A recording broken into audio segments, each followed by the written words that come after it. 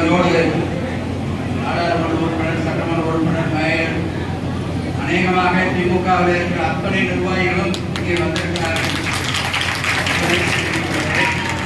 அதே போல தம்பிமார்கள் அங்கே காத்திருக்கிறார்கள். எனவே விரைவாக ஒரு 5 நிமிடத்திலே நாங்கள் அவர்களுக்கு வலியுறுத்து விடைபெற கருதுகிறோம். இங்கே நம்முடைய சொன்னதை போல தமிழ்நாடு முதலமைச்சர் தளபதி அவர்கள்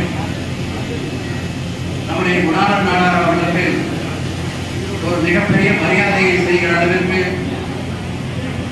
நாம் அரசுடைய சார்பாக சில திட்டங்களை செய்ய வேண்டும் என்ற எண்ணம் அவருக்கு இருக்கிறது.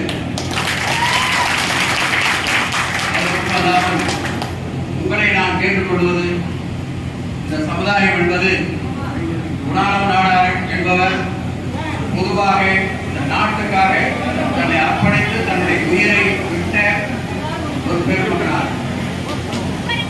ஆனால் இந்த சமுதாயம் மிக ஒரு வலுவான சமுதாயம் என்பதை எல்லோரும் அறிவார்கள். எனவே இவ்வளவு பெரிய வலுவான சமுதாயம் அனைவரும் ஒன்றாக இணைந்து குணாளன் நாடார் அவர்களுக்கு ஒரு சிறந்த நினைவிடத்தை நம்முடைய மாவட்டத்திலே அமைக்க வேண்டும் என்பது நாங்கள் ஏறத்தாழ ஒரு 2-3 ஆண்டு காலமாக அதை பற்றி பேசிக் கொண்டிருக்கிறோம். திராவிட முன்னேற்ற கழகத்தில் இருக்கிற பல நிர்வாகிகள் பல இடங்களை பார்த்து எனக்கு அதை காட்டி இருக்கிறார்கள். நமக்கு இடம் பிடித்த பின்னாலே இங்கே இருக்கிற மற்ற தலைவர்களிடத்திலே அதை காட்டலாம் என்று நாங்கள் அதை கொஞ்சம் தேர்வு செய்து கொண்டிருக்கிறோம். ஆனால் முடிவு என்பது இந்த சமுதாயத்தை சார்ந்த அமைப்புகள் ஒன்று கூடி எடுக்கிற முடிவுதான் இறுதியான முடிவாக இருக்கிறது. நாங்களாக எதையும் கண்டிப்பாக செய்ய போவதில்லை. நாங்கள் உங்களோடு இணைந்து செய்ய வேண்டும் என்று கருதுகிறோம். எனவே எங்களை நீங்கள் ஒதுக்கிவிட்டு விடாதீர்கள் என்றுதான். எனவே அடுத்த ஆண்டு நாம் ஒரு புதுமையான அருமையான இடத்திலே இந்த நிகழ்ச்சியை அத்தனை பேரும் ஒருவர் இல்லாமல் அத்தனை பேரும் ஒன்றிணைந்து அதை கொண்டாட வேண்டும். இன்னும் மற்ற மாவட்டங்களிலே, இன்னும் தென் மாவட்டங்களிலே எங்கே இருந்தாலும் சரி, ஈரோட்டிலே செய்திருப்பதை போல நாம் செய்ய வேண்டும் என்ற ஒரு எண்ணம் வருகிற அளவுக்கு நாம் அதை செய்ய வேண்டும் என்று நான் இந்த நேரத்திலே கேட்டுக்கொள்கிறேன்.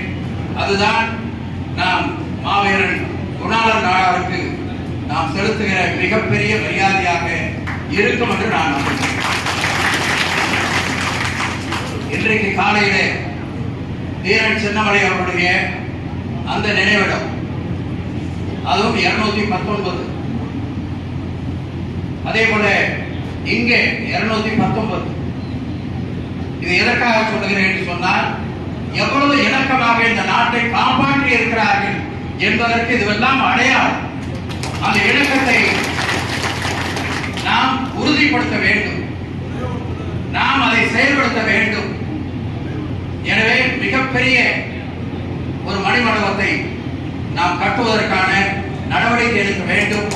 இன்றைக்கு இந்த நிகழ்ச்சி மிக அருமையாக நடந்து கொண்டிருக்கிறது.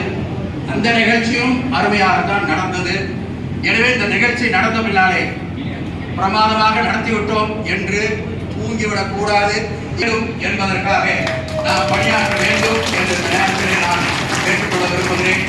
அதே போல வல்வில் ஓரி அவருடைய அந்த நிகழ்ச்சியும் நாங்கள் கலந்து கொண்டு வந்தோம். இதையெல்லாம் நான் சொல்வதற்கு காரணம், அத்தனை பேரும் இலக்கணமாக இருந்து